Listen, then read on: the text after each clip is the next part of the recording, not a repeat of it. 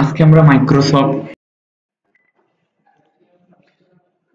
Microsoft ওয়ার্ডের reference menu বারের আন্ডারে যে সেকশনগুলো আছে এগুলো নিয়ে আলোচনা করব।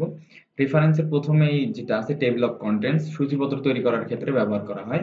তো সূচিপত্র তৈরি করার ক্ষেত্রে আমাদের প্রথমে একটা পেজ সিলেক্ট করতে হয়, সিলেক্ট করে পেজের হেডিং নির্বাচন করতে হয়। তো হেডিং নির্বাচন করার জন্য আমরা যে প্রথমে ডকুমেন্টে এইভাবে একটা ফরম্যাট লিখে নিব, লেখার পর কি করব, আই লাভ যেটা আছে হেডিং গুলো সিলেক্ট করব, সিলেক্ট করার পর এডিট টেক্সট যেটা আছে অ্যাড টেক্সট, এখানে লেফট প্রেস করে আমরা লেভেল দিয়ে দিব, হেডিং লেভেল। হেডিং লেভেল দিলে কি হবে, এই তো লেখাটা একটু ব্লু কালার হবে এবং হেডিং হবে। তো আমরা দ্বিতীয়টা সিলেক্ট করব, এইভাবে হেডিং গুলো দিয়ে নিব, এডিট টেক্সট যেটা আছে অ্যাড টেক্সট থেকে আমরা হেডিং গুলো দিয়ে নিব। হেডিংটা আমরা অন্যভাবে দিতে পারি, হোম যেটা আছে হোম থেকে যদি হেডিং অনে প্রেস করি তাহলে কি হবে, এভাবে আমরা হেডিং দিতে পারবো। সিলেক্ট করে রেফারেন্স থেকে আমরা অ্যাড টেক্সট থেকে আমরা কি করব, হেডিং দিয়ে নিব। হেডিং দেওয়ার পর আমরা কি করব, কার্সরটা সামনে রাখবো। কার্সরটা যদি মাঝখানে রাখি তাহলে টেবিল যেটা আছে সূচিপত্রটাও মাঝখানেই শো করবে। তো কি করবো, কার্সরটা প্রথমে রাখবো, রাখার পর টেবিল অফ কন্টেন্টস থেকে ডিফল্ট ভাবে অনেকগুলো স্টাইল দেওয়া আছে, যে কোনো একটা স্টাইল আমরা কি করব, সিলেক্ট করব। সিলেক্ট করার পর এখানে দেখেন প্রথমে যেটা আছে আমরা যে হেডিং গুলো সিলেক্ট করছি সেই হেডিং গুলা বামে শো করতেছে এবং পেজে যতটা পেজে কাজ করছি সেটা হচ্ছে ডান পাশে শো করতেছে। নিচে আমাদের তিনটা পেজ আছে কিন্তু আমরা রেফারেন্সটা শুধু একটা পেজে কাজ করছি, এই কারণ কি করতেছে, রাইটে শো করতেছে। আমরা যদি টেবিল অফ কন্টেন্টসটা যদি এখানে যদি না যাই, যদি প্রয়োজন না হয় তাহলে কি করব, এখানে সিলেক্ট করে এই তো এখানে লেফট প্রেস করে এখান থেকে রিমুভ যে টেবিল অফ কন্টেন্ট আছে রিমুভ করে দিব। রিমুভ করে দিয়ে যদি আমাদের অন্য কোনো একটা প্রয়োজন হয় তাহলে আমরা অন্য একটা সিলেক্ট করে এখানে আমরা রেফারেন্সের যে সূচিপত্রটা আছে এটা নিতে পারি। এরপরে আমরা একটা পেজে কাজ করছি, আমরা যদি নতুন আরেকটা পেজে যদি কাজ করি,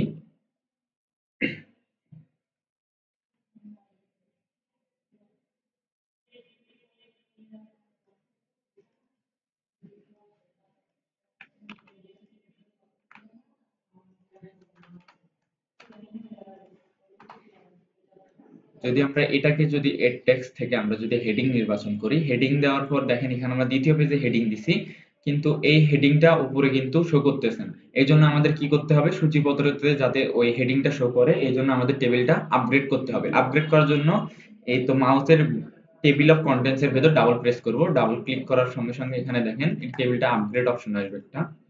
আপগ্রেড অপশন যেটা আছে এখান থেকে আমরা টেবিল আপগ্রেড যেটা আছে উপরে টেবিল অফ কন্টেন্টস এখান থেকে টেবিল আপগ্রেড করতে পারবো, অথবা এই তো ডকুমেন্টের ভিতরে যে আপগ্রেড টেবিলটা আছে এখানে যদি আপগ্রেড টেবিলে প্রেস করি দেখেন আপগ্রেড ইন্টার টেবিল শো করতেছে, অথবা আমরা এখান থেকে যদি আপডেট করি আপডেট টেবিলে প্রেস করব দিয়ে ইন্টার টেবিলে দিয়ে ওকে করলে কি হবে, টেবিলটা আপগ্রেড হবে। তো আমাদের হি এবং গুড দ্বিতীয় পেজে কাজ করছি, দ্বিতীয় পেজে কাজ করার কারণে কিন্তু পেজ নাম্বার 2 শো করতেছে, আর এখানে উপরে যে অপশন গুলো আছে হেডিংটা কি করতেছে, প্রথমে শো করতেছে। তো এইভাবে আমরা সূচিপত্র তৈরি করতে পারবো। এরপর সূচিপত্রের পর এখানে যেটা আছে ফুটনোট। ফুটনোট হচ্ছে পেজের নিচে টিকে আকারে কোনো কিছু লেখাকে ফুটনোট বলে। আমরা যদি এখানে যদি কোনো কিছু ফুটনোট লিখতে চাই এই ওয়ার্ডের পর এনবি দিয়ে এখানে কার্সরটা রেখে কি করব, এডিট যেটা আছে ইনসার্ট ফুটনোট যেটা আছে ফুটনোটে প্রেস করব। ফাদারের পর একটা ফুটনোট যে কোনো কিছু লিখতে পারি, যেমন আই লাভ মাই ফাদার,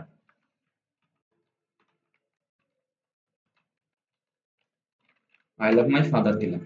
এরপরে আমাদের যদি আরো কোনো যদি ফুটনোট দেওয়ার প্রয়োজন হয় এখানে যেটা আছে এই তো মাদারের পর যদি আমরা ফুটনোট প্রেস করি এখানে কার্সরটা রেখে এডিট ফুটনোটে প্রেস করব, করার পর এখানে ফুটনোট দিতে পারি পেজের নিচে টিকা লেখা,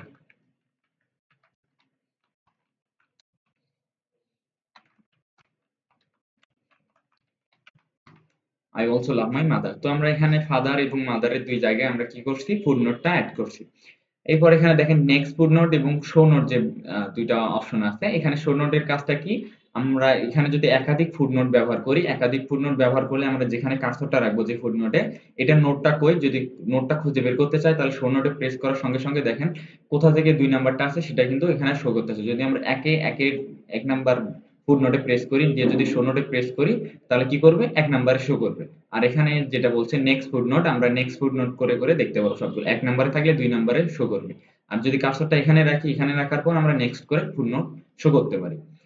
তো ফুটনোট শেষ, এরপর হচ্ছে সাইটেশন এবং বিবলিওগ্রাফি।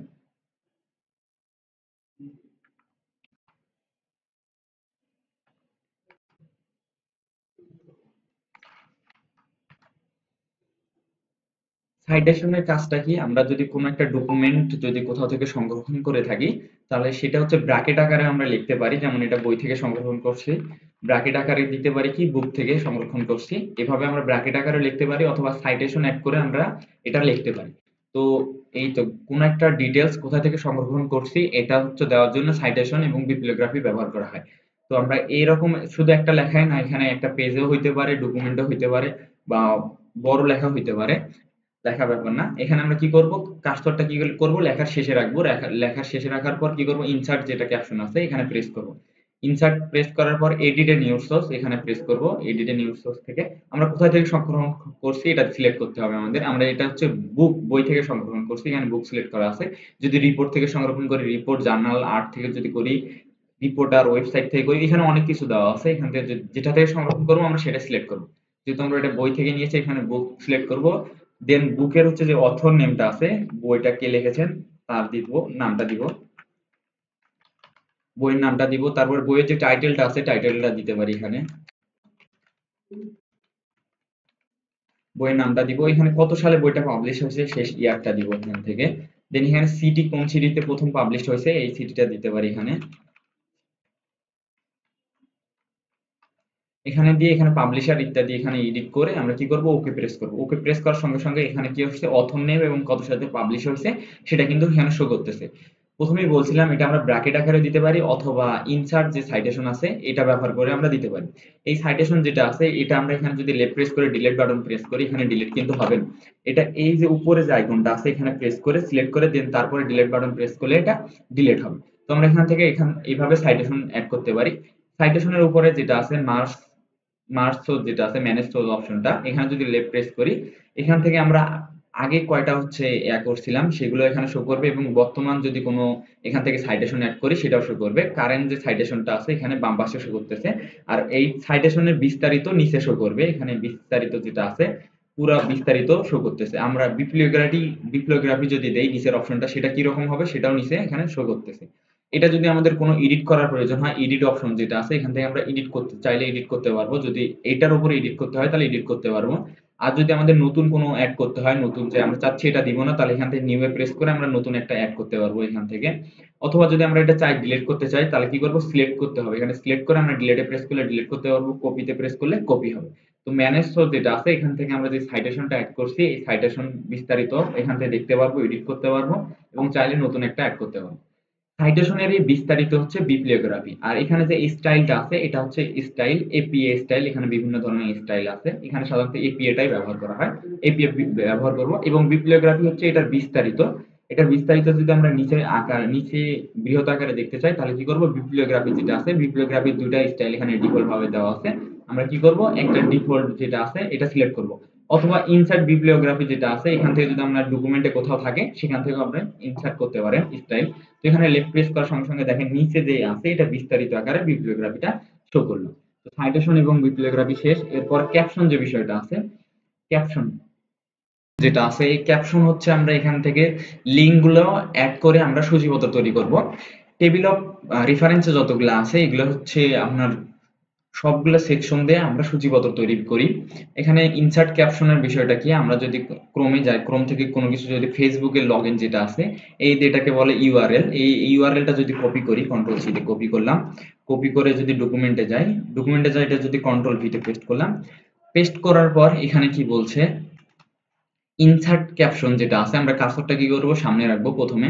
রাখার পর ইনসার্ট ক্যাপশনে যদি প্রেস করি দিয়ে ফিগার অন করতে পারবো। আমরা যদি ওকে করি, ফিগার অন হয়েছে, যদি ফিগার অন করার পর যদি আমরা এখানে লেফট প্রেস করি, ইন্টার প্রেস করি, দেখেন এখানে ফিগার অন দিয়ে আমরা কি করতে পারবো, অনেকগুলো লিঙ্ক এখানে একত্রিত করে লিঙ্কগুলো কি করতে পারবো, আমরা টেবিল আকারে সাজাতে পারবো। এখানে আমরা কি করছি, এখান থেকে আমরা ফেসবুকের লিঙ্কটা এখানে নিয়ে আসছি, চাইলে আমরা অন্য কোনো লিঙ্কও নিয়ে আসতে পারি। আমরা একটা লিঙ্ক দিয়ে দেখাই, কন্ট্রোল ভি তে ওই লিঙ্কটা যদি পেস্ট করি, পেস্ট করে যদি আবার আমরা এখান থেকে ফিগার দেই, ইনসার্ট এখান থেকে অপশন থেকে ওকে যদি করি, তাহলে এখানে কি হলো, ফিগার 2 হয়েছে। লেখার ফন্টটা চাইলে আমরা এখান থেকে বাড়াইতে পারি, যে যদি এখান থেকে যদি ইন্টার প্রেস করি, দেখেন এখান থেকে কি করলাম, ফিগার 1 ফিগার 2 করলাম। ইনসার্ট ক্যাপশনের কাজ হচ্ছে লিঙ্ক যেগুলো আছে এগুলোকে সূচিপত্র আকারে তৈরি করা।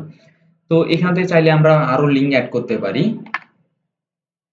কার্সরটা প্রথমে রেখে ইনসার্ট ক্যাপশন যেটা আছে এখানে 3 4 5 এভাবে একটার পর একটা অ্যাড হতে থাকবে। এখানে যদি ওকে করে যদি এন্টার প্রেস করি, ফন্ট সাইজটা বাড়াই তিনটা, তাহলে আমরা কি করলাম, এটা একটা লিঙ্কই হচ্ছে তিনটা করলাম। আপনারা চাইলে আলাদা আলাদা লিঙ্ক করতে পারেন, ফেসবুকের লিঙ্ক, ইউটিউবের লিঙ্ক, ইনস্টাগ্রামের লিঙ্ক, এইভাবে সবগুলো লিঙ্ক একত্র করে এখানে কাজ করতে পারেন। লিঙ্কগুলোকে হচ্ছে সূচিপত্র আকারে করবেন, অ্যাড করবেন এখানে। তাহলে কি করবেন, কার্সরটা প্রথমে রাখবেন, রাখার পর কি হবে, ইনসার্ট টেবিল অফ ফিগার যেটা আছে এখানে যদি প্রেস করি, দিয়ে যদি ওকে করি, দেখেন এই তিনটা যে লিঙ্ক আনছি আমরা, এই তিনটা লিঙ্কের কি হলো, সূচিপত্র তৈরি করলো। এই সূচিপত্রগুলো আমরা কেন তৈরি করি, আমাদের যখন কাজের ক্ষেত্রে আমাদের লিঙ্কগুলোর অনেক সময় প্রয়োজন হয়। এই যখন আমরা যদি কন্ট্রোল ধরে যদি যে কোনো একটা প্রেস করি, ফিগার ওয়ানে যদি প্রয়োজন হয়, এরকম হাজার হাজার লিঙ্কের ভেতর ফিগার ওয়ানে যদি প্রেস করি, তাহলে দেখেন ফিগার ওয়ানে প্রথমে যেটা এইটাতে নিয়ে যাচ্ছে। এখন যদি আমরা কন্ট্রোল ধরে এই যে লিঙ্কটা যেটা আছে এই লিঙ্কের উপরে যদি প্রেস করি, তাহলে কি হবে, আমাদের ডাইরেক্ট কি হচ্ছে, ক্রোমের ফেসবুকে নিয়ে যাচ্ছে। তাহলে আমরা এইরকম ডকুমেন্টে লিঙ্কগুলো কি করতে পারি, সবগুলো লিঙ্ক একত্রে করে এখান থেকে আমরা ওই যে সাইটে যাওয়ার প্রয়োজন সেই সাইটে আমরা এখান থেকে যাইতে পারবো। আর ইনসার্ট ক্যাপশনে কি, আমরা যদি দ্বিতীয় পেজে কাজ করি বা এখানে যদি অন্য কোথাও যদি আবার কোনো লিঙ্ক অ্যাড করি, সেই লিঙ্কগুলো কি করতে পারবো, এখানে টেবিল অফ, এরপর মার্ক এন্ট্রি ইন্ডেক্স যে কাজটা আছে, মার্ক এন্ট্রি আমরা যদি লাইনের ভেতরে কোথাও সাব এন্ট্রি এবং মেইন এন্ট্রি দিয়ে কোনো কিছু লিখতে চাই, সেক্ষেত্রে আমরা কি করব, কার্সরটা মাঝখানে রাখবো, রাখার পর মার্ক এন্ট্রি যে অপশনটা আছে এখানে যদি লেফট প্রেস করি, লেফট প্রেস করার পর একটা ডায়লগ বক্স আসবে। ডায়লগ বক্সে আমরা কি করব, মার্ক এন্ট্রি যেটা বলছে মেইন এন্ট্রি এবং সাব এন্ট্রি, এখানে যে কোনো কিছু লিখতে পারবো লাইনে। তো এখানে মেইন এন্ট্রি দিলাম, এখানে মেইন এন্ট্রি দিলাম, এখানে সাব এন্ট্রি দিব। এখানে সাব এন্ট্রি দিয়ে যদি মার্ক অপশনে প্রেস করি, তাহলে কি হবে, মার্ক করার পর এটা কি করে দেবো, ক্লোজ করে দেবো। এখানে মার্ক হয়েছে দেখেন, মেইন এন্ট্রি মশিউর এবং সাব এন্ট্রি রহমান হয়েছে। তো এখান থেকে ইন্ডেক্স থেকে যে আমরা মার্ক করলাম, এই মার্কটা আমরা যদি হোম থেকে যদি দেখেন পেজ ব্রেক অপশনটা যদি উঠাই দেই, তাহলে আমরা কোথায় মার্ক করছি এটা কিন্তু দেখা যাবে না। আর যদি পেজ ব্রেক অপশনটা অন করে দেই, তাহলে কি কোথায় মার্ক করছি মেইন এন্ট্রি এবং সাব এন্ট্রি সেটা হচ্ছে আমাদের দেখা যাবে। রেফারেন্সে এরপরে দেখেন মার্ক এন্ট্রি যেটা করলাম, রেফারেন্সে যেটা মার্ক এন্ট্রি করলাম, এই মার্ক এন্ট্রি আমরা কয়েক জায়গায় করে এটা কি করব, ইনসার্ট ইন্ডেক্স যেটা আছে এখান থেকে আমরা সূচিপত্র তৈরি করতে পারি। এখানে যদি আমি আরেকটাতে যদি মার্ক এন্ট্রি দিতে চাই, এখানে যদি লেফট প্রেস করলাম, দেওয়ার পর এখানে মার্ক এন্ট্রি দিলাম,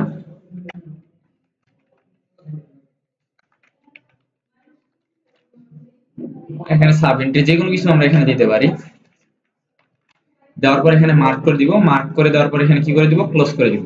দেখেন এখানে আমরা দুই জায়গায় কি করছি, মার্ক এন্ট্রি দিছি। প্রথমে এখানে মশিউর রহমান এটা মেইন এন্ট্রি এবং সাব এন্ট্রি দিছি, এবং বাংলাদেশ এবং সিটি এখানে।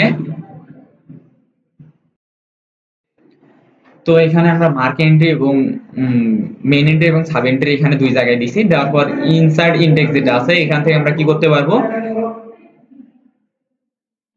ইনসার্ট যেটা আছে ইনসার্ট ইন্ডেক্স থেকে আমরা কি করতে পারবো, এখান থেকে টেবিল তৈরি করতে পারবো। এখানে যদি ওকে প্রেস করি, ওকে প্রেস করার সাথে দেখেন উপরে যেটা আছে এখানে কি করতেছে, সূচিপত্র আকারে কিন্তু শো করতেছে। এখানে মেইন এন্ট্রি এবং সাব এন্ট্রি দুটোই উপরে কিন্তু শো করছে। এখান থেকে হোম থেকে যদি আমরা পেজ ব্রেক অপশনটা উঠাই দিই, তাহলে ডকুমেন্টের ভেতরে আমরা কোথায় রাখছি এটা কিন্তু দেখা যাচ্ছে না, কিন্তু উপরে কি হয়েছে, সূচিপত্র আকারে এটা কি করছে, শো করছে। রেফারেন্সের এখানে দেখেন,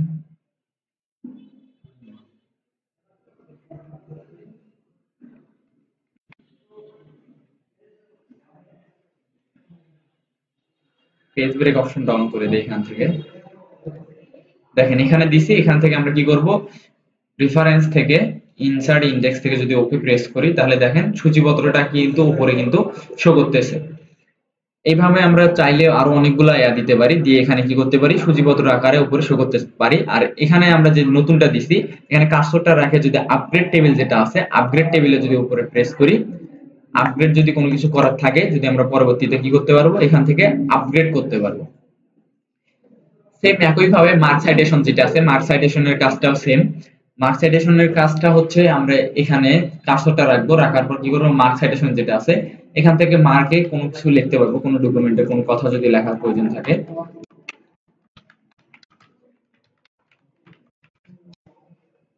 এখান থেকে কি করে দিব, মার্ক করে দিব। দিয়ে যদি এখানে ক্লোজ করে দেই, এটা কি হয়েছে, মার্ক হয়েছে। এভাবে চাইলে আমরা আরো অনেকগুলো ডিটেইলস দিতে পারি। দিয়ে কার্সরটা সামনে রেখে যদি ইনসার্ট টেবিল অফ অথর যেটা আছে এখান থেকে যদি ওকে করে দিই, তাহলে কি করবে, ওই টেবিলটাও এখানে উপরে শো করবে। আর উপরে শো করার পরে আমাদের যদি টেবিল আপগ্রেড করার প্রয়োজন হয় তাহলে কি করতে পারবো, আপগ্রেড টেবিল করতে পারবো। তো আগামী ক্লাসে আমরা মেইলিং যেটা আছে মেইলিং নিয়ে আলোচনা করব।